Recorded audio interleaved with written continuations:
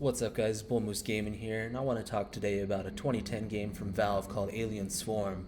Originally released as a mod for Unreal Tournament, it's a 4-player co-op top-down shooter, basically in the same vein as something like Left 4 Dead, except without the 3D element.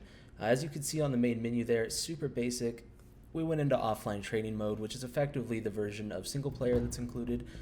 You can see that it comes with a few different characters, different classes, officer, special weapons, medic, and tech, and the 2 different characters for each are kind of fine-tuned, if you will, for whatever you'd like to play with. But the problem with this offline training is you don't actually earn anything for playing it.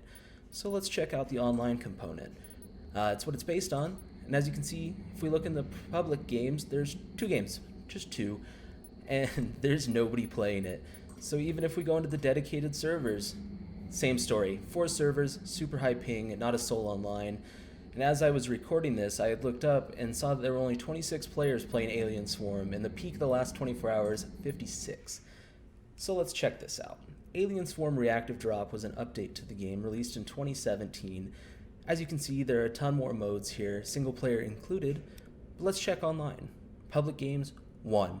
This is still not a popular game, and Alien Swarm at its peak never hit higher than 10,000 players. And so if we looked at the dedicated server browser, there's a ton. However, the ones with people on them all have super high ping. And the ones with reasonable ping, if you will, there's nobody on it. So they're just bare. There's nothing there. And it's a shame because this is an awesome game to play with your friends if they have the game, which is free, by the way. I think that's an important thing to note. So let's jump into single player. This game has all the campaigns of the original, with more included even.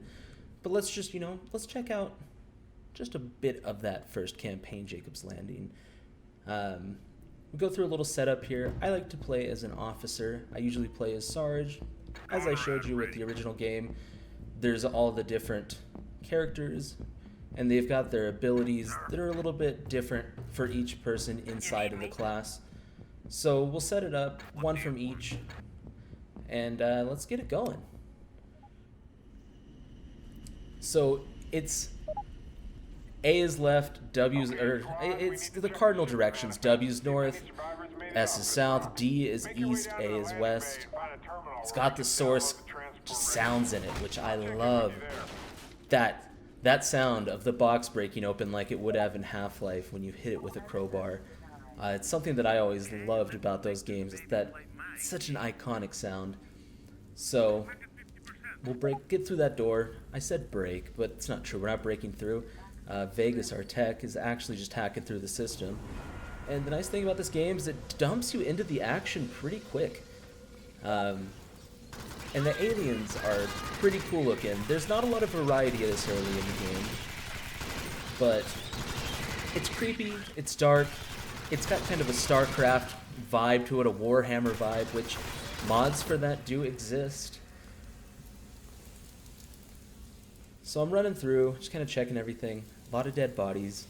Not what you like to see, but in a game like this, it's kind of to be expected. There's also active reload here, which reminds me a lot of Gears of War. And that was something I always found about Gears of War. I'm not entirely sure if there's a damage boost or anything that comes with getting that active reload off, but it's there. So I'm going through, trying to clear out as many enemies as I can. Friendly fire is engaged, because of course it is. It's just, like I said, Left 4 Dead is where it's based off of, so it has to be in there. But you do get more experience at the end of missions for killing everything. Shotguns sound great in this game too. Plus, just, seeing the blood kind of fly everywhere as the aliens break apart into little tiny pieces is great. Just let those gun sounds just go for a minute. The explosions sound good. Got another active reload off there. See, you can weld the doors shut, which is another thing. It's kind of a defense tactic. Characters can have sentry guns, they can have hand welders, and as you can see, it keeps the aliens out, which is nice for what it is. But they can eventually break through. However, I'm gonna just open the door. and just kill everything. There's a horrible satisfaction that comes with that.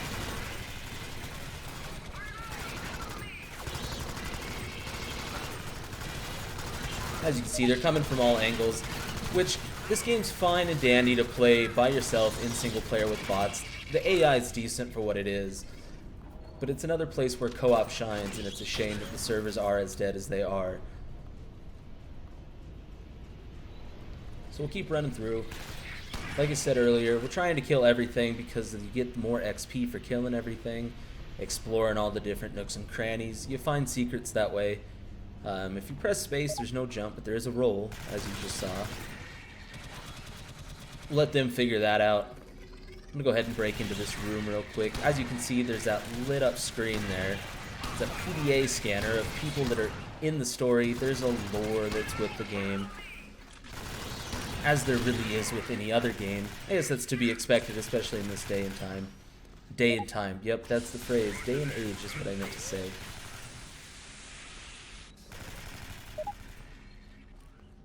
Sentry gun, which is very nice when you have to protect your tech while he is doing something. So, like it says, Lieutenant Kane, we just received word from B. Campbell that cargo delivery 4903877 contains organic material of unknown origin, all frozen and stored in containers. The destination of the cargo vessel is Syntech Research Station 7/Earth. So, obviously it takes credence from a lot of those games. Like I said, Warhammer 40k, StarCraft, even the movies like Alien a little bit. Things that aren't supposed to be here, but are.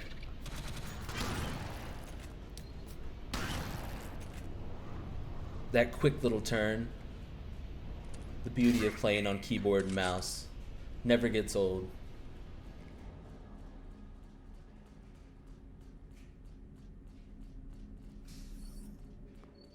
Unfortunately, though, we're already coming up on the end. This game just... Yesterday I was sitting at work and I thought, man, Alien Swarm was a really cool game. And it's, like I said, both versions of the game are free. So if you ever were thinking, man, I should really check this game out, you should. That's absolutely true. And it wouldn't cost you a penny. If you have Steam, then you can get Alien Swarm. This is me subtly saying that I would like friends to play with, especially if you're in North America, because then we'll have reasonable ping.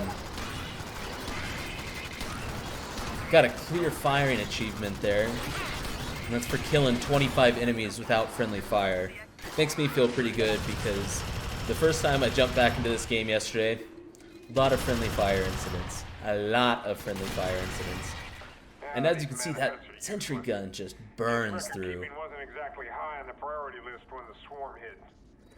We are now search and rescue until otherwise informed. So keep an eye out for survivors. That nice little double kill with the shotgun there. It's fantastic.